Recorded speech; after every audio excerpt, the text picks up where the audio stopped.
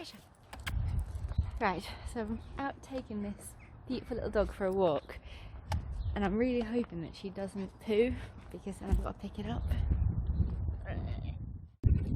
England's a lot sunnier than I expected, but it is still bloody freezing. As you can see, I am dressed like an absolute Eskimo. Come on. This is normally her pee spot. Please don't poo. I really don't want you to poo. Come on. So I moved to this beautiful part of England called Bedford about 2 weeks ago.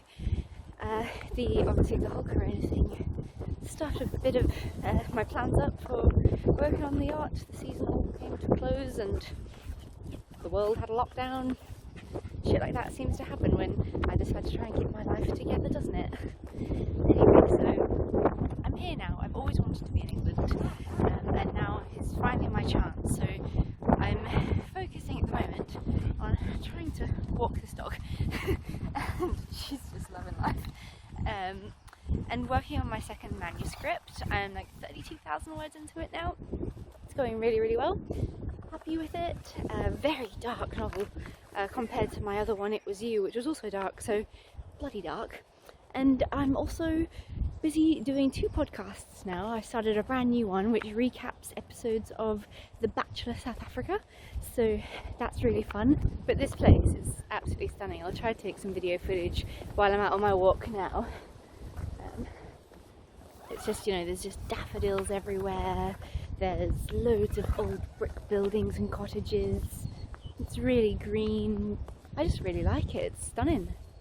Another amazing thing that's happened lately is that I started to become a vegan, and that's me as a carnivore. Completely love blue steak and eggs and roast chicken, all that kind of stuff. It's like my favourite stuff in the world. So, but now I am proper vegan. Been doing that for just under 2 weeks now as well. So it's been a lot easier than I expected. Although I do get cravings from time to time, and if I see a picture of people having eggs, or if I do see a ready roast chicken in the shops, I almost want to cry. But I started reading this book called How to Be Vegan by Veganuary, and that was a really cool big help. Veganuary is like a group, I believe, of people that support the whole vegan lifestyle, and there's so many reasons why you should go vegan, from the endless health benefits to obviously you're saving the animals, the cruelty that they endure from us wanting to get cheese and stuff from them is awful and horrific. So it's and I feel really good. I'm not as bloated anymore. My running has gotten faster. I can almost do 5k in 30 minutes now. Come on. Oi. So many people seem to have these problems thinking that vegans are super aggressive and arrogant people, but they're really not. And this book, How to Go Vegan, or How to Be Vegan, it was really helpful. It gave you so much information about going vegan, the process it will take, recipes, calorie intake, all sorts of really, really helpful stuff. And it was easy to follow as well. So if you are interested in that kind of a lifestyle, then I highly recommend that book. We're about to approach the pub, which has been closed since the lockdown started, and I am very sad about it because I love a good English pub, and this is probably the longest of my life I've been without a pub, but there it is. Beautiful old brick pub. When this lockdown is over, that will be my home. Other books that I've been reading are Game of Thrones by George R.R. Martin, the first book in the series.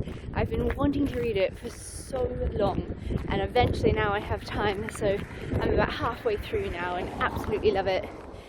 Someone once told me that the book is very meant for a child rather than the TV show, but no, it's not. It's really absolutely amazingly written, quite sexual sometimes, and I'm just loving remembering the story.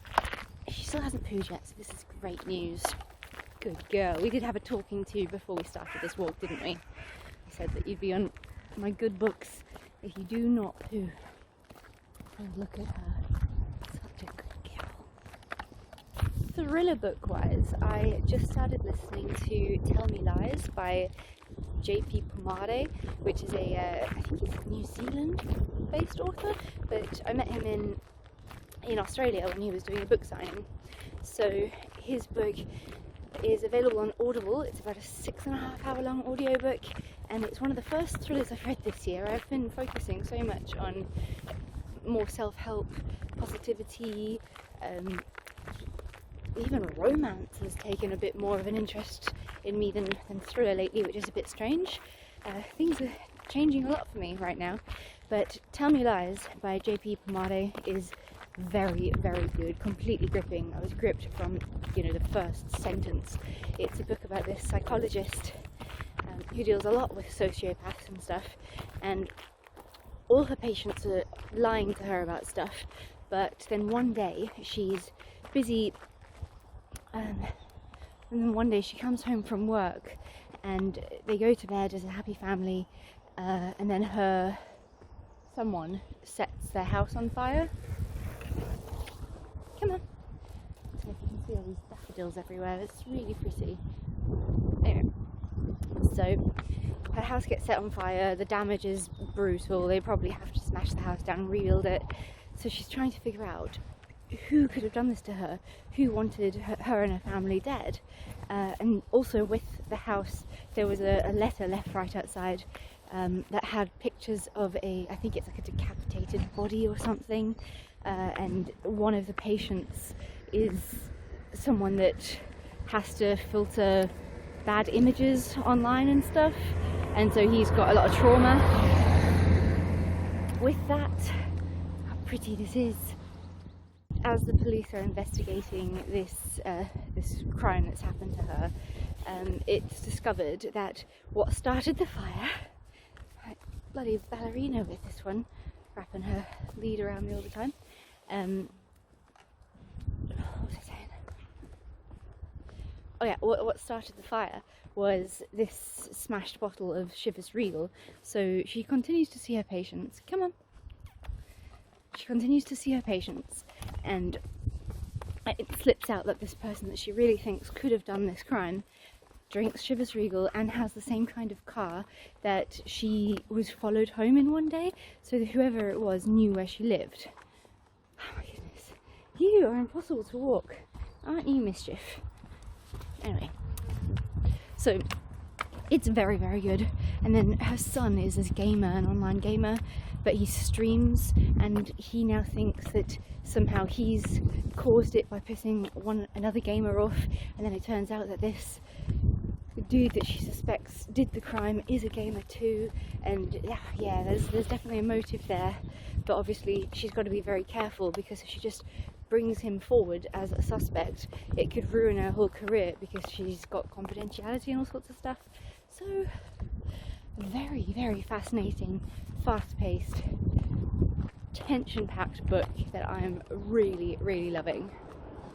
Highly recommend it if you listen to audiobooks. Honestly, I have no idea where my life is going. I thought I was going to be on the boat for at least 8 months and become financially stable and get my shit together, and then I finally did that, but it didn't last very long because of bloody corona, so now I'm pretty broke in England. But with the lockdown and not being able to find a job, obviously, it is giving me the time to finally work on my second manuscript, and I'm really hoping to smash that out during this time so that I can get my second book out there to the world. It'll be a big help to get you guys support.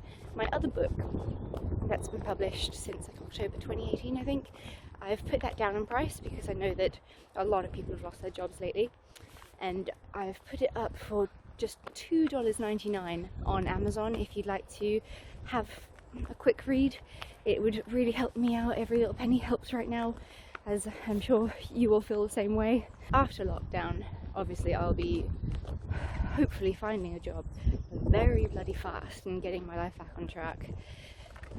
What I'll be doing, I have no idea yet, but yeah, you know, I'm just happy that I'm in England, where I've always wanted to be. Now's my chance to be where I've always wanted to be and make this work. So I'm feeling really positive and happy. You know, I'm focusing on everything I love for the first time in a while. You know, I'm actually doing my podcast and I don't have a shitty boyfriend laughing at me and telling me it's stupid. I'm focusing on my writing and taking it more seriously again. It's been a while since I've written, so it's a bit difficult to get back into that headspace, but I'm really trying. I'm in England, taking this beautiful dog for a walk. Changed my lifestyle into this vegan one. I'm running 5Ks every second day. Yeah, things are just different, and even though this is obviously potentially one of the worst times in everyone's life, you know, everyone's going bankrupt and losing everything and stressed out beyond belief, I just feel like I'm where I've always meant to be, if that makes any sense. Like, yeah, I'm just very positive right now. I'm very happy.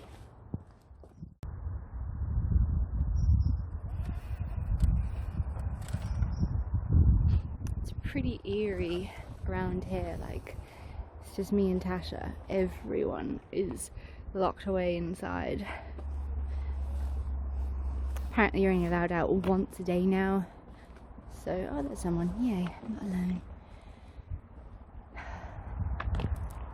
Such a beautiful area, this. Oh, hello. Sorry about that. Can't seem to help myself from perving over sexy British men, apparently. Anyway, I hope you're all coping alright with this lockdown stuff. I know it's a difficult time for everyone, so if anyone ever needs a chat with someone and you don't feel like you have anyone, I'm here. I care about everyone, so if you're struggling, reach out to me and we can have a chat. Try and shed some positivity on your life and maybe share some more self-help motivational books I've been reading this year. I've read so many great ones that I actually want to do a video on them and share them with you soon. We're almost at my favourite part of this walking route that I do. I do this twice when I run, which is a perfect 5k run. So I've got to show you that. It's this beautiful little pond with some ducks in it. But yeah, as you can see, like, it's really beautiful. It is cold, but for the most part, it's not just those angry looking clouds over there. And it's really green and just fresh. It's more out in like the countryside, so it's a little bit away from London, so you get like that manure smell sometimes when they spray the fields and stuff, and it just feels like home. I'm in a very good place right now, and I want everyone else to be too. Alright, this is my favourite little part of the walk. I hope everyone has a lovely day and keep well. Don't go insane. This will end at some point. I will talk to you soon, guys. Bye.